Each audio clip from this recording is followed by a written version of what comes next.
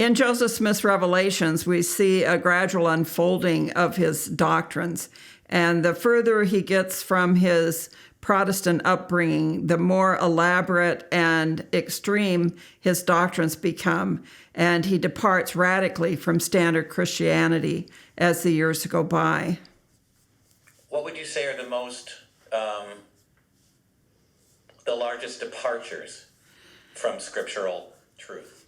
When Joseph Smith writes his Book of Mormon, he seems to be teaching a one God concept with a God who's eternally existed as God. But as the years go by, he brings in the concept of multiple gods and the idea that God hasn't always been God, but that it's a position he acquired, that he grew into. And then he offered this hope to all of his followers, that they too could grow and advance to someday become a God. So the Godhead is probably one of the major doctrinal problems of Mormonism. Well, it certainly seems like once you start there and move away, everything else is going to be that much further away. I may introduce you, or Garrett may introduce you in the narration, but if you could take a minute, I probably should have done this in the beginning, to just say how you were Mormon royalty, I guess. Perhaps an exaggeration. Right. In my mind, you were. What was the, again, short version of someone raised in the church, you must have had every bit of teaching that they would have ever given to a young Mormon woman. Yes, my heritage stems back to Brigham Young, the second president of the Mormon Church, and he is my great-great-grandfather. So I was raised in a traditional Mormon home where my parents had gone through the LDS temple. And I went to the Mormon seminary, which is their high school training, and their college institute of religion. So I grew up with the standard exposure to Mormon doctrine. But when I met my husband, he started sharing with me all of the problems and changes he was finding in his journey out of Mormonism. So we both came from fifth-generation Mormon families. Wow. What were some of the maybe one or two biggest things that made the difference for you to realize the truth? When Gerald showed me that Joseph Smith had rewritten his revelations and changed his doctrines through the years, I realized it didn't sound like something that God was orchestrating. It more and more looked like something of a man-made nature where someone was styling their revelations to get certain responses from people that didn't line up with the revelations he had given in previous years. Of course, one of those is the idea of polygamy, and I come from a polygamous background. My great-grandma was a polygamist, and my great-great-grandma and grandpa, of course, were Brigham Young. So I come from a long line of this idea, and I came to see it as a horrible doctrine that was very oppressive to people. Well, you lead me right into my next question. I was going to ask you about the issue of polygamy and specifically also racism. It is, and now my understanding is that polygamy was a built-in aspect of the first writings. Is that true? When Joseph Smith started Mormonism and wrote his Book of Mormon, he actually condemned polygamy in the Book of Mormon. But a year after he started his church, he started to secretly talk about polygamy. And the idea grew over the years so that in the next 14 years, Joseph Smith expanded his belief in this doctrine, died with at least 34 plural wives, and the Mormon Church now admits that on their website. One of the problems with this is that 14 of these women already had living husbands, which they don't talk about today. But my great-great-grandpa, Brigham Young, had 55 plural wives and 56 children. And I descend from the first wife and then through his son, Brigham Jr., who had 5 wives. Only 5? Only 5. Well, by then it was the United States government was coming against the Mormons and wanting them to stop polygamy. which they had a hard time doing. Brigham Jr. took plural wives after they were supposed to have quit in 1890. He still took another plural wife after that date. But I knew my polygamous great-grandma Young. She was still alive till I was about 12 years old. And aside, did she ever talk to you about any issues like this? No, she didn't talk to me about any of polygamy, but she is on record of her dissatisfaction with the way it's lived and the problems it created. What understanding did you have growing up about African Americans, and what has changed, and how do you think that got folded in, such racism got folded into the early years?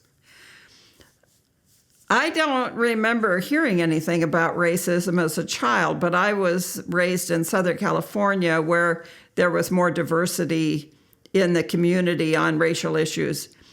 However, once I started reading the Book of Mormon, you see in there that supposedly God had cursed the rebellious people in the story with dark skin to make them less attractive to the righteous people who were white and delightsome.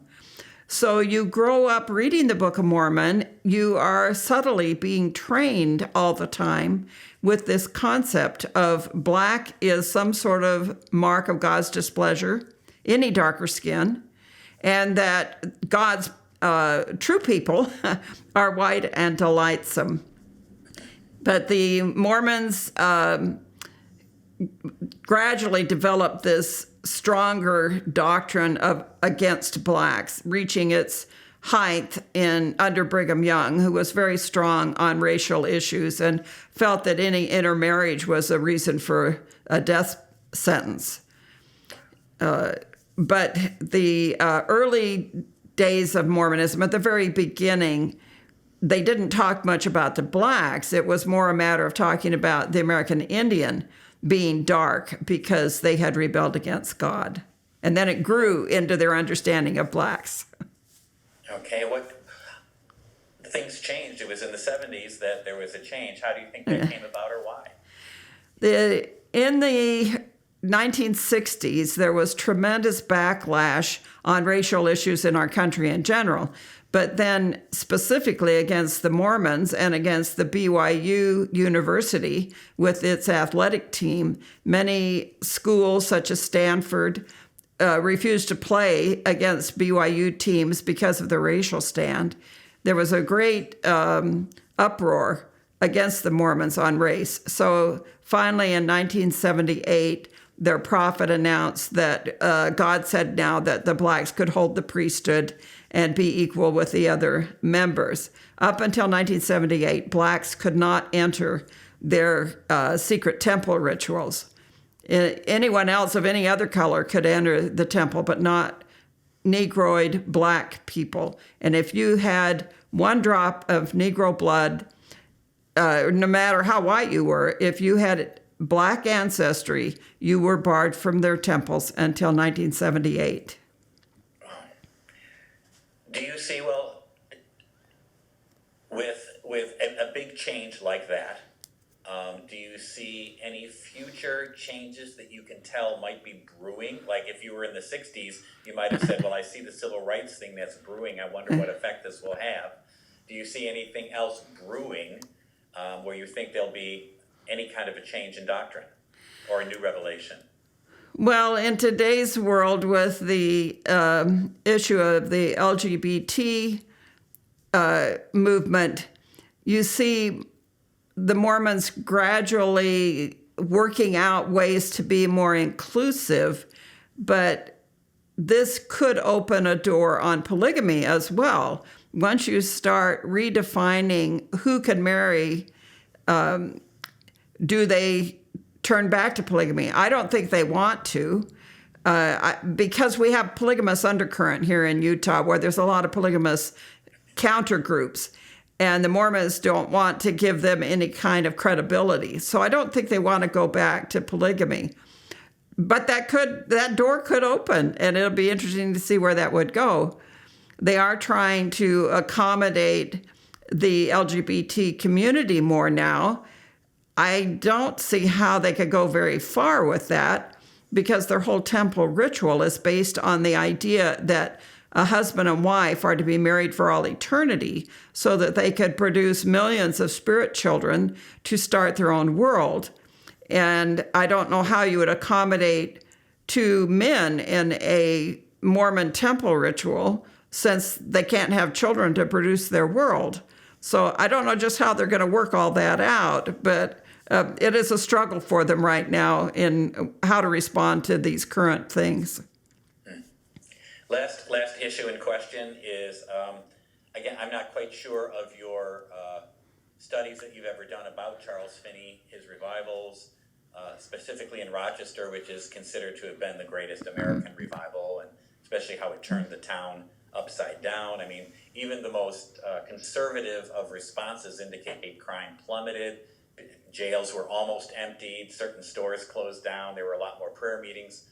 So obviously there was a massive spiritual impact, and yet at the very same time, this is the 10,000-foot view now that I'm trying to ask you spiritually. How would you express to somebody who maybe sees spiritual warfare, or God did this and the devil responded here, how would you phrase Finney's work as opposed to the work of Joseph Smith?